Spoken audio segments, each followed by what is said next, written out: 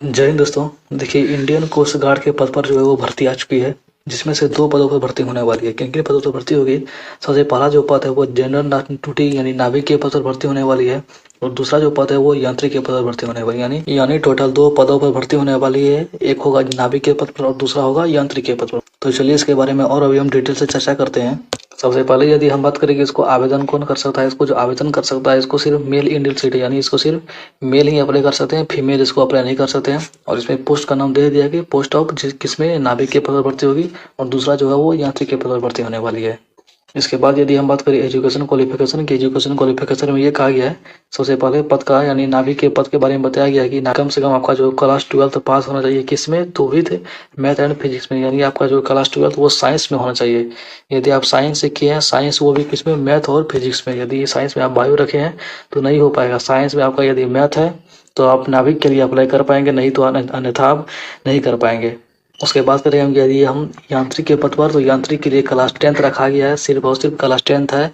तो यांत्रिक के पद पर आप आवेदन कर सकते हैं, लेकिन इसके साथ डिप्लोमा सर्टिफिकेट ही मांगता है। वो डिप्लोमा सर्टिफिकेट क्या है? जिसमें से आपका इलेक्ट्रिकल में क्या हुआ होना चाहिए, मैकेनिकल में क्या हुआ होना चाहिए, और इलेक्ट्रॉनिक्स या टेली कम्युनिकेशन, इन चारों डिप्लोमा कोर्स यदि आप इनमें से कोई एक डिप्लोमा कोर्स यदि आप किए हैं कम से कम 3 या 4 ईयर्स का, और साथ में क्लास 10 है, तो आप यांत्रिक के लिए अप्लाई कर सकते हैं। ठीक है, नहीं तो आप वीडियो को पॉज करके नाविक और यांत्रिक के लिए क्या क्वालिफिकेशन है वो आप यहाँ से देख सकते हैं। ठीक है, उसके बाद चलिए हम आगे की बात करते हैं।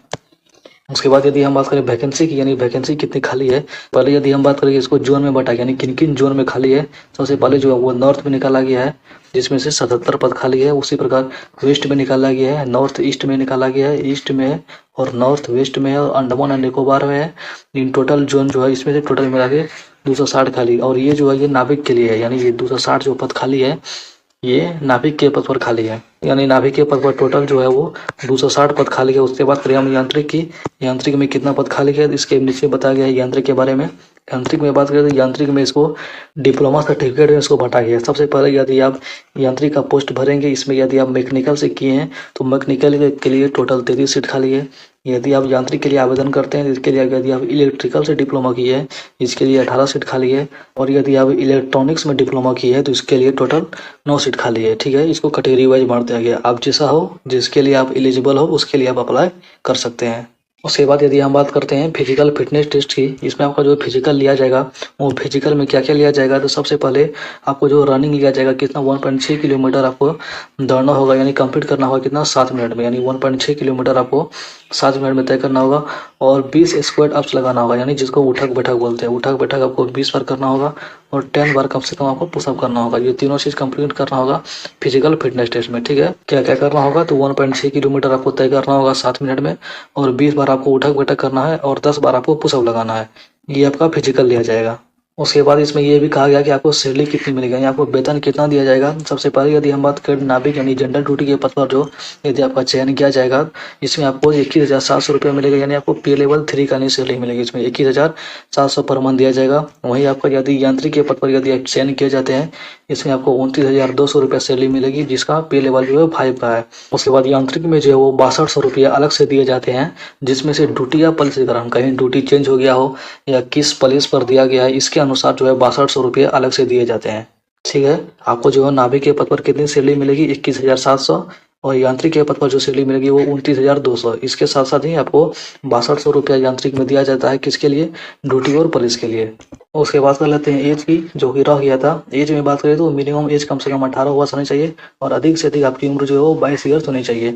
और इसमें ये भी बता दिया कि आपका जो वो डेट ऑफ बर्थ है वो आपका 1 मार्च 2003 से लेकर 28 फरवरी 2007 के बीच ही होनी चाहिए। यदि आप 2003 से पहले के हैं और 2007 के बाद का है तो आप आवेदन नहीं कर पाएंगे। और इसमें दोस्तों एज में छूट भी दिया गया है, तो किसके लिए दिया गया है, वो SC ST और OBC नॉन क्रीमी लेयर के लिए दिया गया है। जो SC ST कैटेगरी से आते हैं वो 5 ईयर्स तक के छूट आवेदन कर सकते हैं, यानी कि यदि आपका उम्र 5 साल बढ़ गया है, जो डेट यहाँ दिया गया है इसके वजह से, यदि आपका 5 साल ज़्यादा हैप्पी है तो आप इसके लिए आवेदन कर सकते हैं। लेकिन सिर्फ और SC ST के लिए, और 3 ईयर्स का छूट है OBC वालों के लिए जो नॉन क्रीमी लेयर से आते हैं। ठीक है, यदि आप 3 ईयर्स बड़े भी हैं तो भी आप इसका आवेदन कर सकते हैं, क्योंकि आपको एज में छूट दिया गया है। ठीक है, उसके बाद कर लेते हैं कि आप फॉर्म को अप्लाई कैसे करेंगे।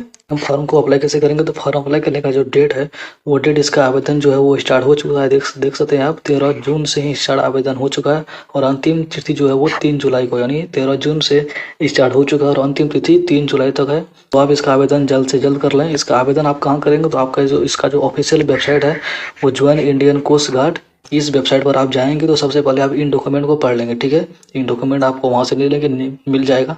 इन डॉक्यूमेंट को पढ़ने के बाद तभी आप फॉर्म को अप्लाई करेंगे। क्या क्या इसमें कंडीशन दिए गए हैं वो आप पहले इसको वेरीफाई करके पढ़ लेंगे। और यदि आप चैनल में नए हैं तो प्लीज़ चैनल को सब्सक्राइब करें एवं बेल आइकन को दबाना ना भूलें, क्योंकि हम ऐसे ही अपडेट लाते रहते हैं। धन्यवाद।